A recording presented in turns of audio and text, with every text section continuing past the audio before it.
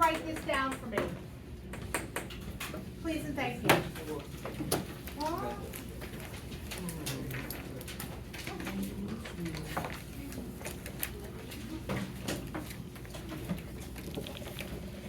so the geometric one, the geometric distribution problem is going to also allow us to find probability of something happening.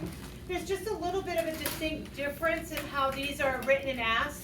So for example, if I'm doing a survey and I want to know that, let's say the third person I survey gives me, is the first time that I see the positive success happening. That's when this comes into play. So the difference is I'm not trying to find the probability when x is exactly 11 or less than 11 or less than or equal to 11. It's more like I'm doing a survey, I ask the first person and it's not success. I ask the second person, it's not success. However, when I ask the third person, that's when my success happens. Or if I ask the fourth person and finally my success happens. So the question is more like, find the probability that the first time you find success is during the fourth interview. Or the first time you find success is at the 11th person. So it's a little different. Rather than adding up all the different exponents and your binomial, you're going to use this formula. So this formula says, I find the probability of success at a certain time. So for example, let's say I find success the second person I interview. The probability of the success happening at 2 would be the R in this case. So my probability P is still the probability for success to happen. So it's the probability of success as we know it from the last one. And then 1 minus P also we know is what? Q, probability of failure. And that is going to be to the R minus 1. So let's say I'm asking 3 people a question, and my probability of success happens on the second try. That means the probability of success happened once on the second try, whereas the probability of failure happened the first person and the third person. Okay, so that leaves me with 3 minus 1. It is 2 people that had that failure. It doesn't necessarily say it happened exactly at this time. It just says I know I had 1 success and then the rest happened to be a failure. So when I do this, we're going to do a problem. Let's say I have repeated independent trials, and I'm going to tell you that the probability of success is 0.66. So I'm telling you that I'm doing some kind of a trial, I'm carrying it out, and I know the probability of success happening is 0.66. Without further knowledge base, could you tell me what the probability of failure is? 0.34, right? We get that by taking 1 minus 0.66. So then it says, corrected 3 sig figs, 3 significant figures. Okay, find the probability that the first success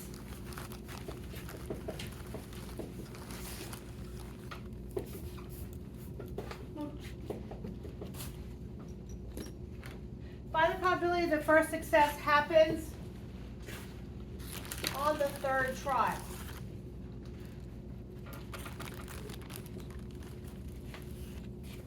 So I want to find the probability that that first success that I get happens exactly on the third trial. So I'm looking for the probability when x is 3, the third trial. So my formula says, because I'm like distinguishing exactly when that probability of success is going to happen, I'm going to use this formula. So what is the probability of success for this particular question? P is 0.66. And then what is the probability of failure, also known as Q in this case? So 0.34. And then R in this case is 3, because I'm looking for it to happen exactly at the third trial. So it's 3 minus 1, also known as 2. So what is the probability that I find success on the third attempt for that trial? So go ahead and find your little answer to that. You put 0.076. The question is saying it wants 3 significant figures.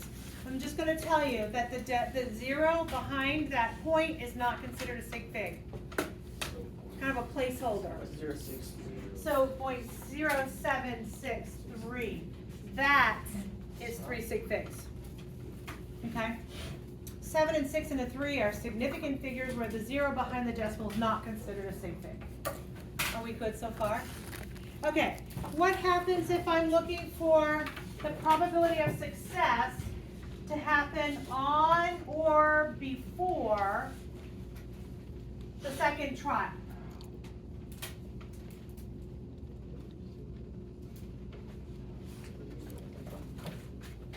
Tell me if it happens on or before the second trial, what 2 trials will it happen, potentially? The first guy or the second guy? So how do I write that as a probability? The probability that x is what? Less than or equal to 2. Less than or equal to 2, exactly right. Including the second trial, including the first trial. So this guy is going to be the probability when x is 1, plus the probability when x is 2. What indicates that I add these 2 guys up? What's my key word? Or. Or says, look, I know it's going to be this guy, or this guy is when it happens. So go ahead and figure out your probability of on or before the second trial. 0.66 times 0.34 to what power? 0. Plus 0.66 times 0.34 to what power? 1 is correct. Okay? When you clean that up and add it up, what do you get for your answer? 0.884. Beautiful. Yeah, I got that. And last but not least, what is the probability that you find success after the third trial?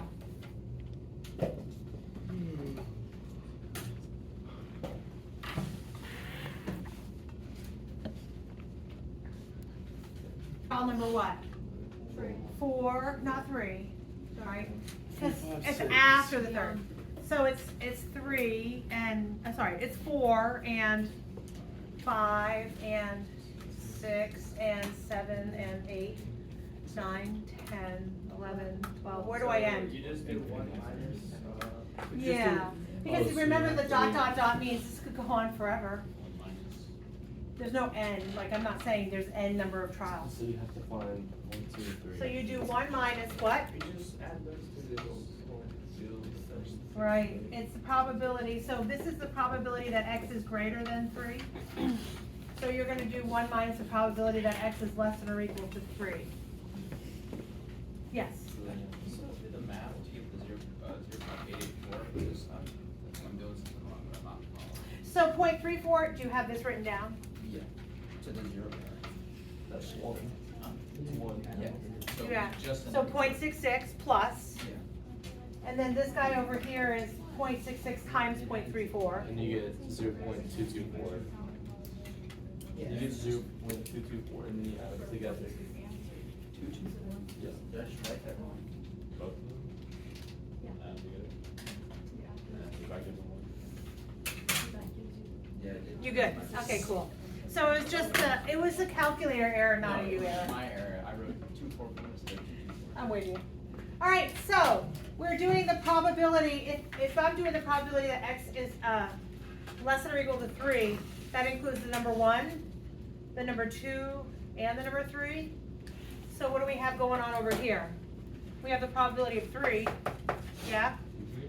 And do you agree we also have the probability of 1 and 2? We have all the answers we need, correct? So it's this guy plus this guy. That's the probability that x is less than or equal to 3, and then we take 1 minus that answer. Is everybody okay? Did I make sense, or did I sound like a foreign language? We're good? That's good. Good. So what do you get for your final answer? 0.0397. I got 393, so I don't know. I probably could be wrong. Okay. All right, now, let's talk, one more example and I'm done for the day. So again, your homework has 3 sections. First section, it's kind of like what we did yesterday. The middle section, you're not gonna do because it's the one with the logs. the last section, you should be able to attack most of it, okay? So we're gonna do one more problem. In a country, 18% of the people in that country wear contact lenses.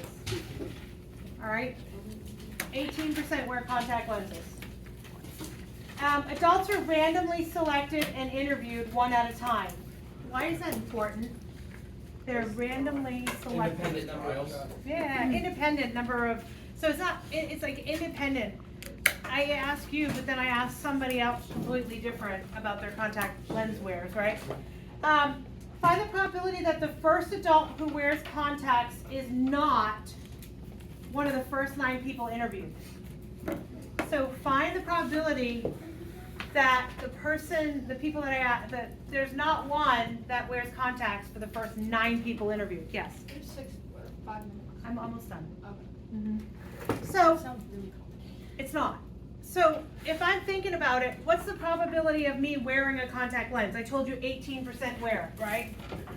Do you guys agree with me that's considered the probability of success? There's 18 people wearing, that 18% of the people wear contact lenses. So what is the probability of not wearing contact lenses?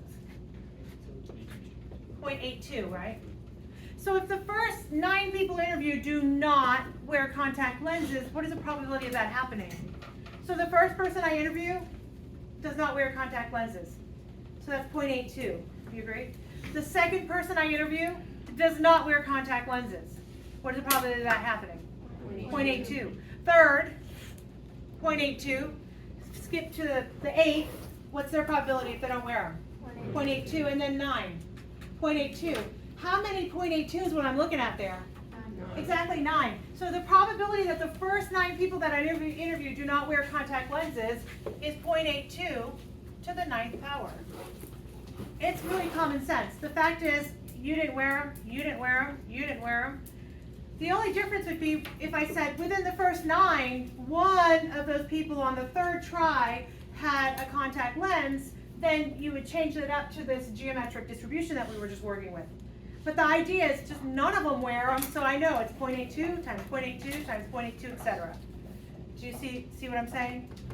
And that I wanted to make sure I introduced to you. Okay? Yay.